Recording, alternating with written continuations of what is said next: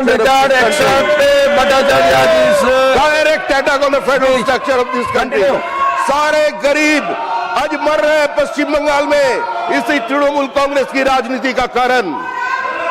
Sir PM Vishwakarma 7.5 lakh applicant Paschim Bangal में लागू करने नहीं दे रहे। सर पीएम जनमन महामहिम राष्ट्रपति जी का अनुरोध पर प्रधानमंत्री जी जिसको लागू किया था, 3 सबसे ज्यादा वर्नरेबल कम्युनिटी जो आदिवासी का भीतर है, नहीं, प्लीज 24,000 करोड़ भारत सरकार इसके ऊपर खर्चा कर रहे हैं, लेकिन इस पश्चिम बंगाल सरकार इसको लागू करने नहीं दे रहे हैं। सर आयुष्मान भारत पश्चिम बंगाल में लागू नहीं है, and Pashchim Bengal is the only state in this country where Ayushman Bharat is not being implemented. Sir, I'm talking about you are disturbing the voice. PM Vishwakarma, PM Janman. This is not correct. You are disturbing the voice. Please take your seat. PMG Ayushman Bharat, PMAPY crop insurance, किसानों की crop का insurance पश्चिम बंगाल में लागू नहीं होगा। Worst example of vendetta politics. सब विरोध करने के लिए विरोध, गरीब मर रहे हैं, किसान मर रहे हैं, आदिवासी मर रहे हैं, अल्पसंख्यक मर रहे हैं, लोकतांत्रिक व्यवस्था में जनता को मार रहे हैं, judiciary are being attacked. Sir सभी का ऊपर आक्रमण चल रहा है पश्चिम बंगाल पे। Sir PM Suryaghar, sir PM Suryaghar 7.5 lakh applicant Paschim Bangal में आज तक लागू नहीं हुआ। 70 लाख किसानों ने अप्लाई किया, हिंदुस्तान में एक ही जगह है, वो पश्चिम बंगाल में लागू नहीं करने दे रहे हैं। सर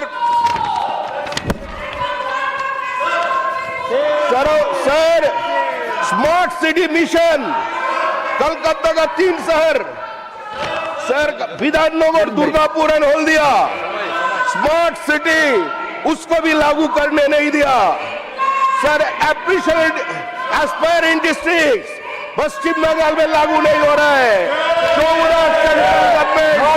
नहीं दे रहे। You are always disturbing the house. This is not correct. 43 Honorable members, you please railway listen. projects are being stalled because of their land policy. 43 railway projects are being stalled because of their land policy. Now, Shriman Mahendra Bhatt ji. हो गया महोदय। श्रीमान मैं महेंद्र भट्ट उत्तराखंड जी। के ऋषिकेश स्थित बापू ग्राम एवं मीरानगर क्षेत्र को राजस्व ग्राम घोषित किए जाने के संबंध में मेरी सूचना है। मान्यवर सभापति महोदय, मैं उत्तराखंड राज्य के बापू ग्राम एवं मीरानगर क्षेत्र से जुड़ा एक अत्यंत महत्वपूर्ण विषय सरकार के संज्ञान में लाना चाहता हूँ। यह दोनों क्षेत्र पिछले कई दशकों 1950 से यहाँ लगभग घनी आबादी यहाँ निवास करती है। 1980 में 85,000 की आबादी क्षेत्र की थी। यहाँ हजारों परिवार निवास करते हैं, नियमित रूप से नगर निगम को करों का भुगतान भी करते हैं, परंतु आज तक इन्हें राजस्व ग्राम का दर्जा प्राप्त नहीं हुआ है। महोदय, इस भूमि पर अनेकों सरकारी संस्थान भी बने हैं, ऋषिकेश एम्स इसी भूमि पर है और सिंचाई विभाग की कॉलोनियाँ भी यहाँ बनी हुई हैं। राजस्व ग्राम घोषित न होने के कारण इन क्षेत्रों के नागरिकों को अनेक समस्याओं का सामना करना पड़ रहा है। भूमि स्वामित्व से संबंधित प्रमाण पत्र प्राप्त नहीं हो पा रहे हैं। प्रधानमंत्री आवास योजना, किसान सम्मान निधि, सामाजिक सुरक्षा पेंशन जैसे केंद्र एवं राज्य सरकार की योजनाओं का लाभ पूर्ण रूप से नहीं मिल पा रहा है। विकास कार्यों में अनावश्यक प्रशासनिक बाधाएं उत्पन्न हो रही हैं। स्थानीय जनप्रतिनिधियों एवं नागरिकों द्वारा इस विषय में बार बार अनुरोध किए गए हैं, परंतु अब तक कोई ठोस कार्रवाई नहीं हुई है। महोदय, अभी 3 दिन पहले ही वहाँ की जनता ने ऋषिकेश नगर में एक बड़ा प्रदर्शन भी किया राजस्व ग्राम घोषित करने के लिए। अतः मैं केंद्र सरकार से आग्रह करता हूं कि वह उत्तराखंड सरकार से समन्वय स्थापित कर ऋषिकेश के बापू ग्राम एवं मीरानगर क्षेत्र को शीघ्र राजस्व ग्राम घोषित करने हेतु आवश्यक निर्देश प्रदान करें, ताकि वहां के निवासियों को उनके वैधानिक अधिकार एवं सरकारी योजनाओं का पूर्ण लाभ प्राप्त हो सके। धन्यवाद। Thiru S. Selva Ganapati ji. Honorable Chairman, sir, plastic pollution today Ek minute. stands as one of the... Ek minute. Yeah. What point of order you are? Sir, my point of call, rule number 267. I had given a notice to suspend the schedule and to immediately take up Indo-US trade deal. No, that 267. you have to- No, you have to 267 has been you have to already. dispose it off. 267 has been already. Sir, expanded. Nothing on You 267. dispose it off, sir. You please continue. You please continue. No point of order. You will not be entertained. How many times I can give you explanation? You are going on. You are going on. Claiming you are right on 267. 267 rule has been already. I have given the ruling regarding that. No 267 will be entertained unless there is a very, very emergency situation. At that time, I will take the house into confidence. You please sit. No 267. Continue. Continue. Plastic pollution today stands as one of the gravest environmental challenges of our time.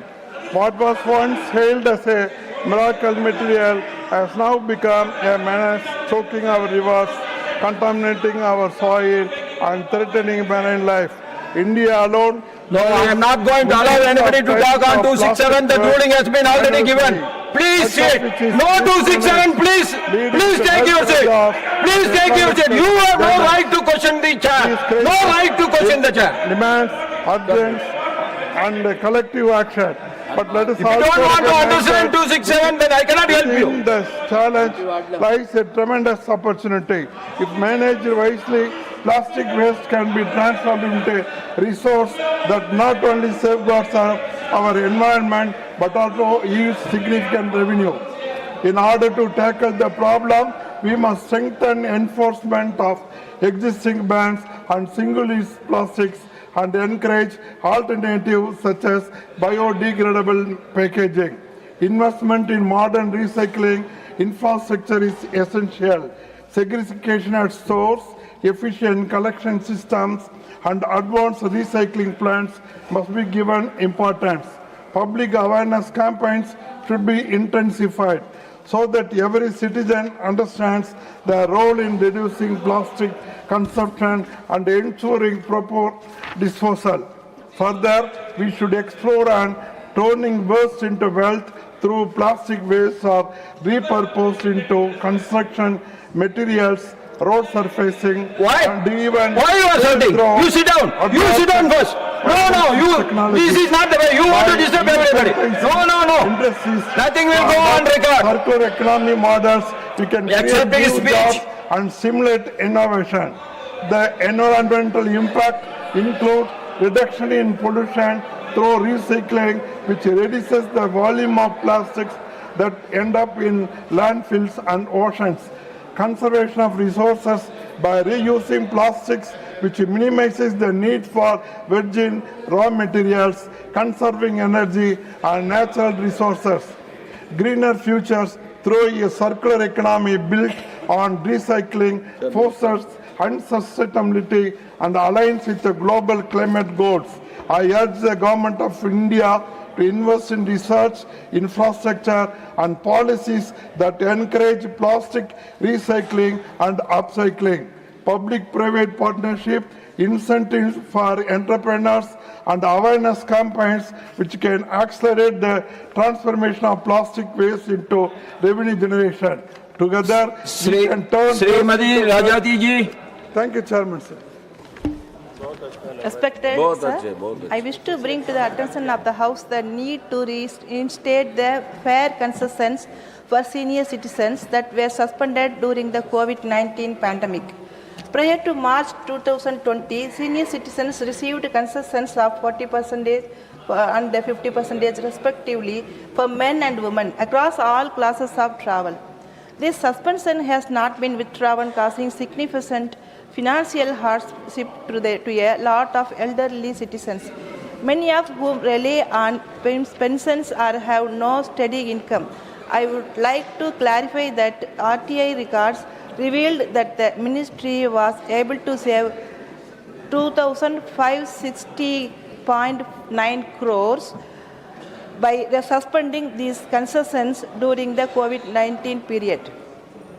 At what cost are we saving this, sir?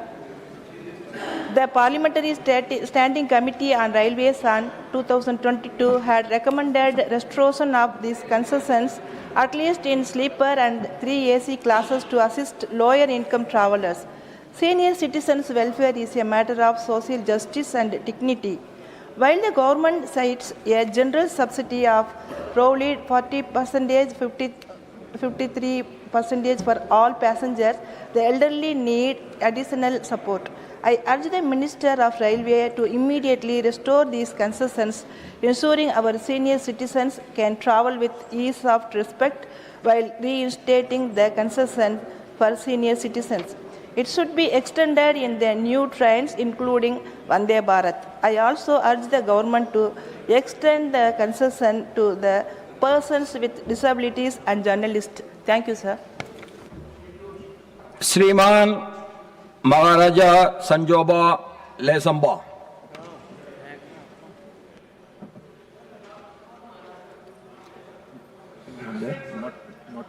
Not there.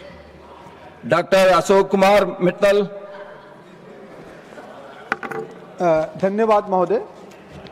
Sir, मैं इस सदन का ध्यान विदेशों में बसे भारतीयों पर बढ़ते हुए हमलों और उनकी सुरक्षा के संबंध में दिलाना चाहूँगा।